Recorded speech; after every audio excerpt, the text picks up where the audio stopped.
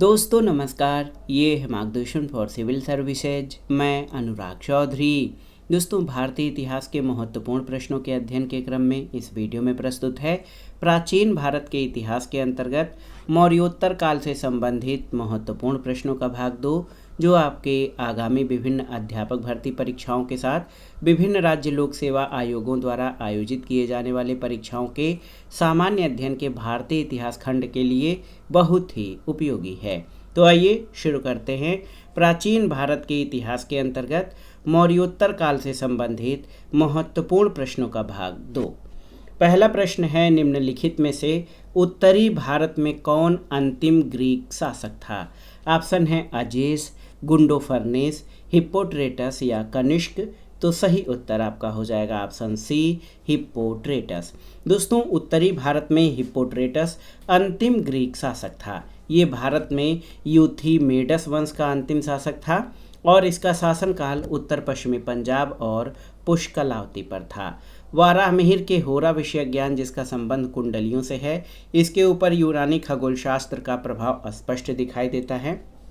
क्षेमेंद्रकृत अवदान कल्पलता से पता चलता है कि मिनांडर ने अनेक स्तूपों का निर्माण कराया था और मिलिंद पन्हों के अनुसार मिनांडर का जन्म अलसंद यानी काबुल के समीप सिकंदरिया द्वीप के कालसी ग्राम में हुआ था।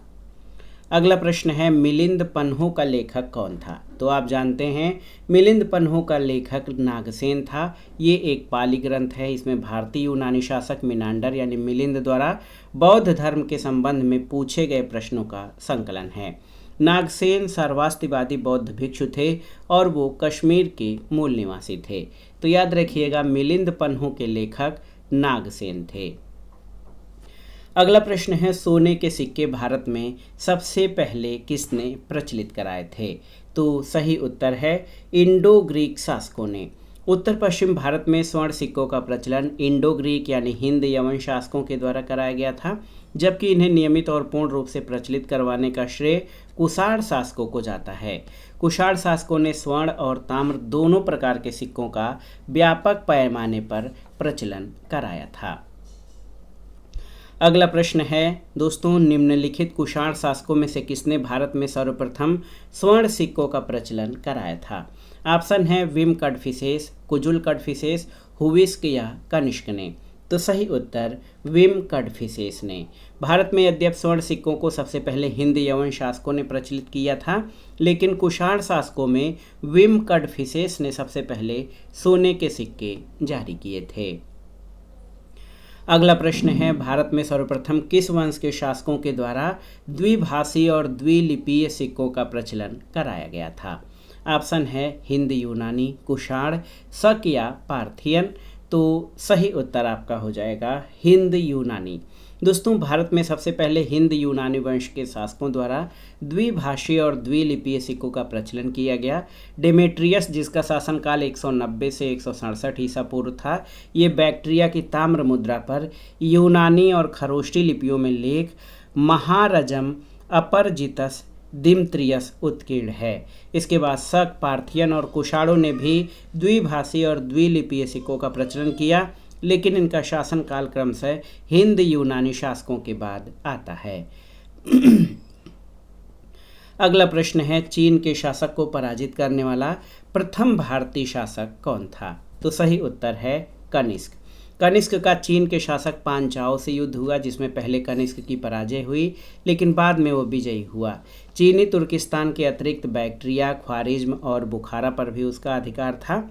और आप जान लीजिए दोस्तों, शक, कुषाण आदि विदेशी जातियों को स्मृतकारों ने व्रात्य क्षत्रिय कहकर वर्ण व्यवस्था में स्थान दे दिया और कनिष्क के समय बौद्ध धर्म स्पष्टतः दो संप्रदायों में विभाजित हो गया था, हीनयान और महायान, और कनिष्क ने महायान शाखा को राजाश्रय प्रदान किया था।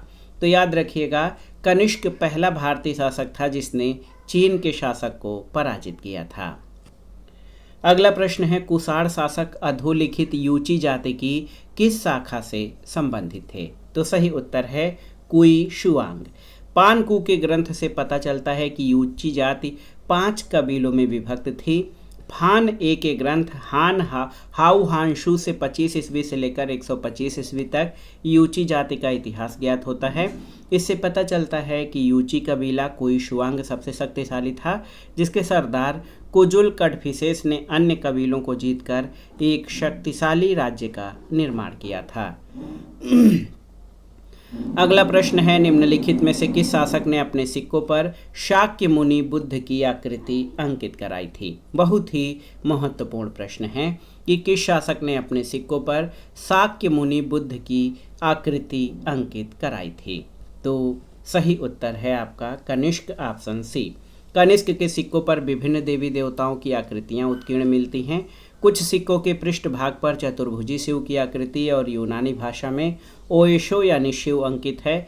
किसी किसी सिक्के पर प्रभामंडल युक्त खड़ी मुद्रा में बुद्ध प्रतिमा और उसके नीचे यूनानी लिपि में वोड्डो यानी बुद्ध खुदा हुआ है। कनिष्क के सिक्कों पर उत्कीर्ण देवी देवताओं की तुलना में हुविष्क के सिक्कों पर उत्कीर्ण देवी देवताओं की संख्या अधिक है। हुविष्क के सिक्कों पर शिव तथा बुद्ध के अतिरिक्त विष्णु, महासेन कुमार, विशाख, उमा आदि का अंकन मिलता है।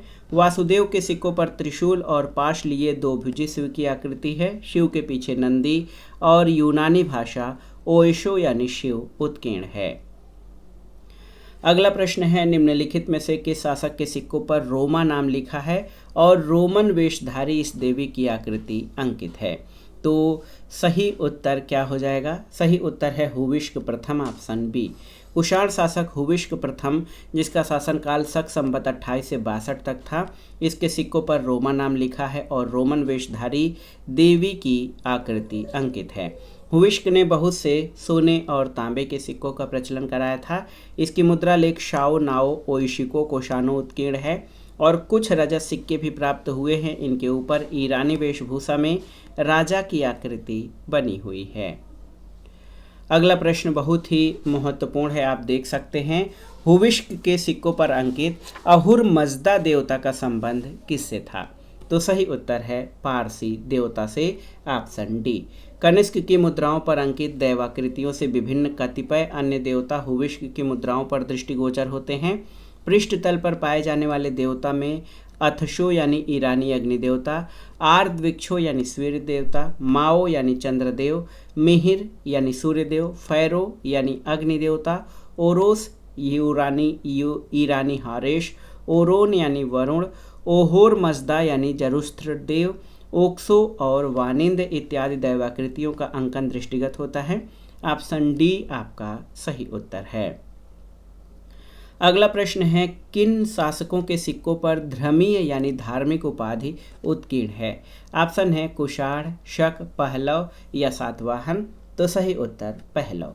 पार्थियन या पहलव साम्राज्य का संस्थापक मिथ्रेडेट्स प्रथम था। इस वंश का प्रसिद्ध शासक गोंडोफर्नीज था। गोंडोफर्नीज की उपाधि देवव्रत थी और पार्थियन राजाओं ने बौद्ध धर्म अंगीकार किया था क्योंकि उनके सिक्कों पर धर्मी यानी धार्मिक उपाधि उत्कीर्ण मिलती है। अगला प्रश्न है, कनिष्क ने अपनी राजधानी स्थापित की थी कहाँ पर? तो आप जान लीजिए पुरुषपुर में। साम्राज्य निर्माण के बाद कनिष्क ने पुरुषपुर, पेशावर में अपनी राजधानी स्थापित की, जो साम्राज्य का मध्यवर्ती नगर था। अपनी राजधानी में उसने श्रेष्ठ स्मारकों, भव्य और सार्वजनिक भवनों और बौद्ध विहारों का निर्माण कर सुसज्जित किया। उसने एक महान स्तंभ का निर्माण करवाया जो आश्चर्यजनक आकृति मानी जाती है। अगला प्रश्न है, कनिष्क की कश्मीर विजय का उल्लेख किस में मिलता है? आरा अभिलेख, मथुरा अभिलेख, राजतरंगड़ी या पृथ्वीराज विजय? तो सही उत्तर राजतरंगड़ी में। कल्हड़ की राजतरंगड़ी में कनिष्क की कश्मीर विजय का उल्लेख मिलता है। कुषाण शासक कनिष्क ने कश्मीर में कनिष्कपुर नामक नगर की स्थापना की थी। कल्हड़ ने अशोक को श्रीनगर का संस्थापक बताया था और राजतरंगड़ी में कुल 8 तरंग यानी 8 अध्याय और भाषा संस्कृत तथा 7826 श्लोक हैं। राजतरंगड़ी की रचना 12वीं सदी में की गई थी। तो याद रखिएगा, राजतरंगड़ी में कनिष्क की कश्मीर विजय का उल्लेख है। अगला प्रश्न है कनिष्क की दूसरी राजधानी कहाँ थी? तो उत्तर है मथुरा। कुषाण वंश के शासक कनिष्क की प्रथम राजधानी पुरुषपुर पेशावर, जबकि द्वितीय राजधानी मथुरा थी। कुषाण काल में मथुरा कला और स्थापत्य का प्रमुख केंद्र था। यहाँ की मूर्तियों का निर्माण लाल बलुए पत्थर से किया गया है। सांची स्तूप का निर्माण अशोक द्वारा कराया गया, जबकि शुंग काल में इसे विकसित किया गया। महाजनपद युग में वाराणसी काशी जनपद की राजधानी थी। यहाँ का शक्तिशाली शासक ब्रह्मदत्त था और पाटलिपुत्र मगध साम्राज्य की राजधानी थी। अगला प्रश्न है कनिष्क प्रथम की मृत्यु के तुरंत पश्चात कौन कुषाण वंश का शासक बना था? ऑप्शन देखिए हुविष्क, वाशिष्क, वासुदेव या विम कटफिसेस। तो सही उत्तर है वाशिष्क। कनिष्क प्रथम की मृत्यु के तुरंत पश्चात कुषाण वंश का शासक वाशिष्क बना था। कुछ विद्वानों ने इसका समर्थन किया है और इसका उल्लेख आरा अभिलेख में वाभिष्क के रूप में हुआ है। कुषाण शासकों में विम कटफिसेस ने सबसे पहले सोने के सिक्के जारी किए और कुषाण शासक कनिष्क के सिक्कों पर बुद्ध जी का अंकन मिलता है। अगला प्रश्न है कनिष्क के समय महान विद्वान कौन था? ऑप्शन है नागार्जुन, अश्वघोष, वसुमित्र या चरक। तो सही उत्तर अश्वघोष। दोस्तों कनिष्क के समय का महान विद्वान अश्वघोष और राजकवि थे। चौथी संगीत में शामिल होने के लिए कनिष्क ने इन्हें साकेत से विशेष रूप से बुलाया था। इस संगीत के यही मुख्य अतिथि और उपाध्यक्ष थे। बुद्ध चरितम इनकी प्रसिद्ध कृति है। अगला प्रश्न है रस चिकित्सा का आविष्कार किसने किया था? तो सही उत्तर नागार्जुन ने। रस चिकित्सा का आविष्कार नागार्जुन ने किया। इन्होंने माध्यमिक यानी शून्यवाद का प्रतिपादन किया। इनकी प्रसिद्ध कृति माध्यमिक कारिका है। माध्यमिक कारिका में नागार्जुन निर्वाण का वर्णन इस प्रकार करते हैं, जो अज्ञात है, जिसकी प्राप्ति नई नहीं है, जिसका विनाश नहीं है, जो उत्पन्न भी नहीं है, उसी का नाम निर्वाण है। और आप देख सकते हैं कि शून्यवाद के अन्य विद्वान चंद्रकीर्ति, शांतिदेव, आर्यदेव, शांतिरक्षित आदि थे। वज्रयान का सबसे अधिक विकास 8वीं शताब्दी में हुआ था और इसके सिद्धांत आर्य मंजूश्री, मूल कल्प और गुह्य समाज नामक ग्रंथों में मिलते हैं।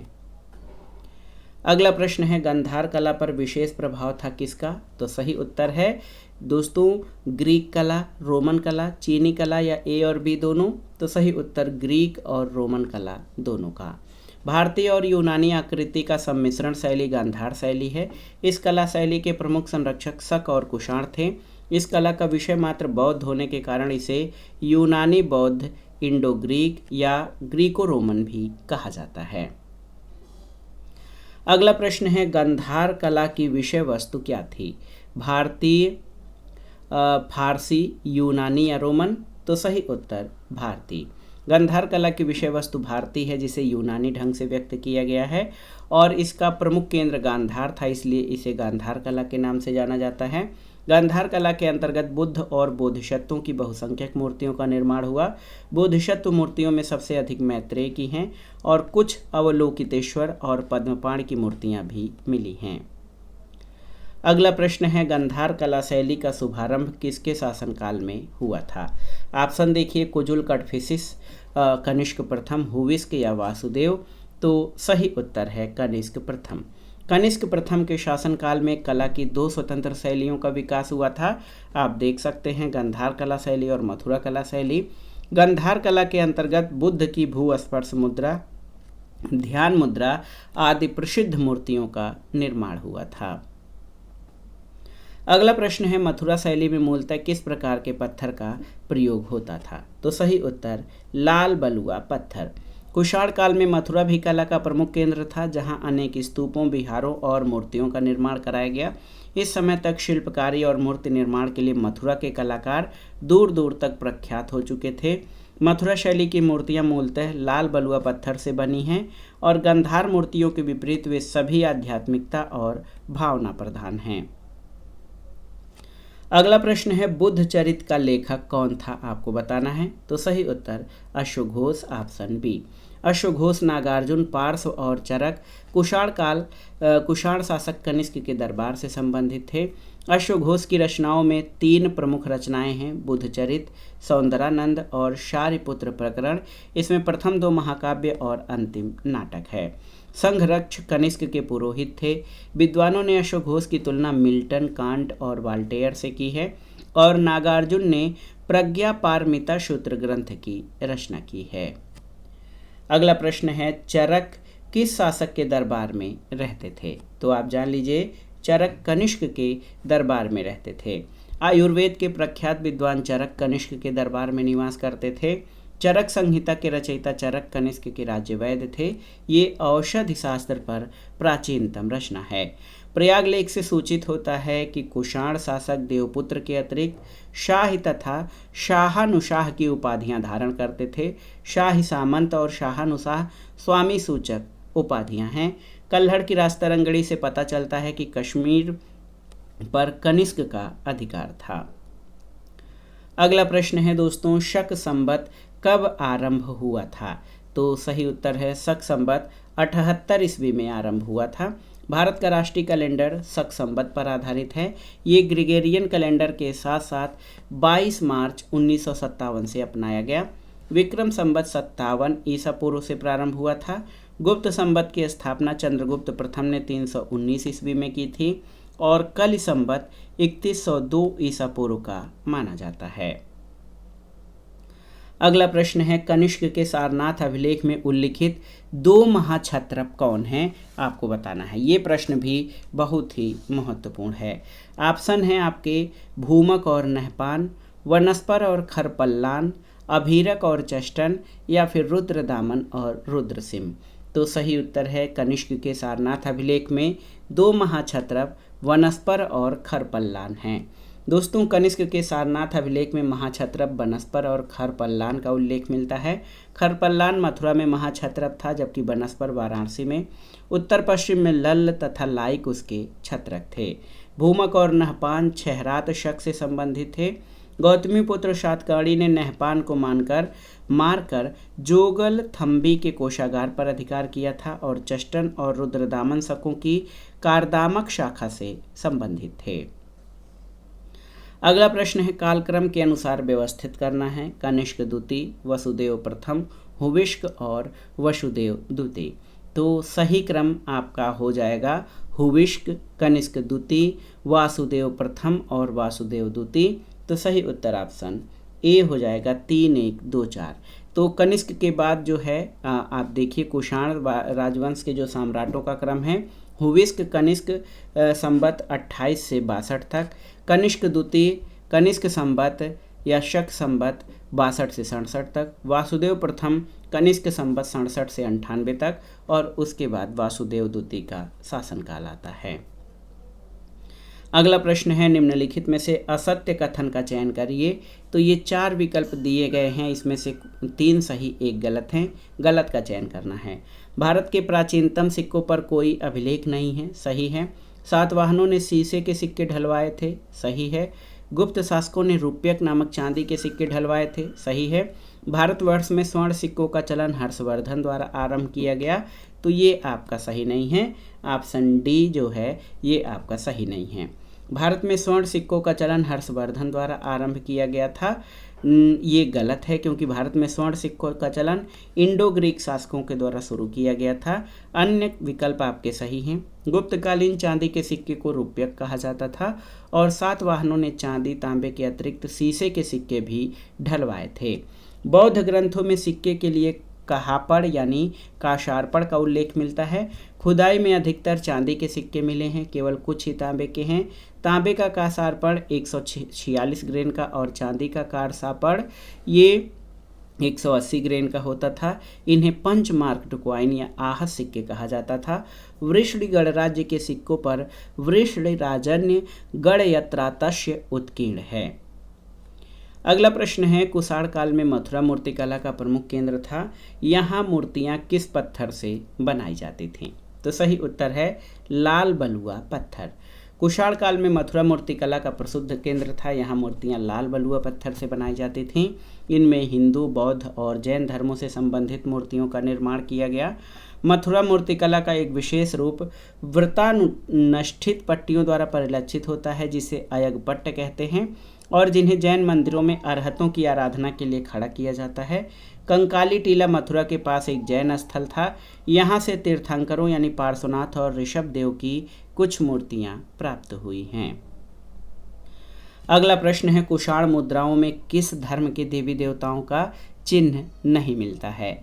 बौद्ध, शैव, ईरानी या जैन? तो सही उत्तर है जैन। देखिए, कुषाण मुद्राओं पर जैन धर्म के देवी देवताओं का चिन्ह नहीं मिलता। इस काल की मुद्राओं पर यूनानी, ईरानी, बौद्ध, शैव अथवा भारतीय देवी देवताओं का चिन्ह मिलता है। कुषाण शासक भीम कटफसिस के सिक्कों पर शिव, नंदी, त्रिशूल आकृतियों और महेश्वर की उपाधि से उसका नैष्ठिक सौ होना सूचित होता है। और कनिष्क के सिक्कों के पृष्ठभाग पर चतुर्भुजी शिव की आकृति और यूनानी भाषा में आइशो यानी शिव अंकित है। अगला प्रश्न है, पेरिप्लस ऑफ द इरिथ्रियन सी का लेखक होने का श्रेय किसे दिया जाता है? तो सही उत्तर एक अज्ञात यूनानी नाविक को। 80 से 115 ईस्वी के बीच किसी अज्ञात यूनानी द्वारा पेरिप्लस और द इरिथ्रियन सी नामक पुस्तक लिखी गई। पेरिप्लस का अर्थ है नौचालन चार्ट या यात्री पुस्तिका और इरिथ्रियन सी का अर्थ होता है लाल सागर। ये पुस्तक यूनानी भाषा में लिखित है। प्लिनी ने अपनी पुस्तक नेचुरल हिस्टोरिका में रोम से सारा सोना भारत पहुंचने पर दुख व्यक्त किया है और रोमनवासी भारतीय मसाले, रत्न, वस्त्र और पशु पक्षियों में तोता, मोर आदि को पसंद करते थे। अगला प्रश्न है, पेरिप्लस में उल्लिखित कौन सा बंदरगाह अपने मोती उत्पादन के लिए विख्यात था?